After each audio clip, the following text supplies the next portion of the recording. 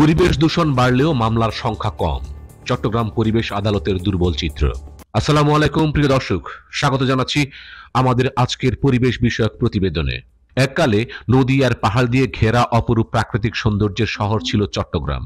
কিন্তু সেই শহরের প্রাণ, সেই প্রকৃতি আজ এক চরম সংকটের মুখে। যে শহরকে বলা হতো প্রাচ্যের রানী, আজ তা পরিণত হয়েছে দূষণের এক বিশাল ভাগাড়ে। কর্ণফুলী নদী চট্টগ্রামের এই জীবনরেখা বহু বছর ধরেই দখল আর দূষণের শিকার।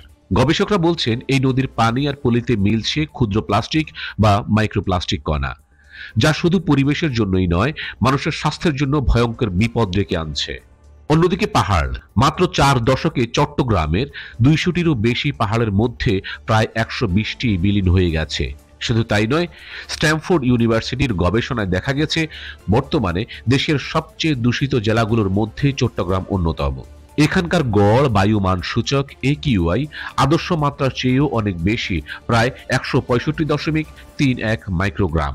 প্রকৃতির উপর এই ধারাবাহিক হামলা চললেও অপরাধীরা কি সাজা পাচ্ছে? এই প্রশ্নের উত্তর খুঁজতে গিয়ে যে তথ্য সামনে এসেছে তা আরো বেশি উদ্বেগজনক। চট্টগ্রাম বিভাগীয় পরিবেশ আদালতে বর্তমানে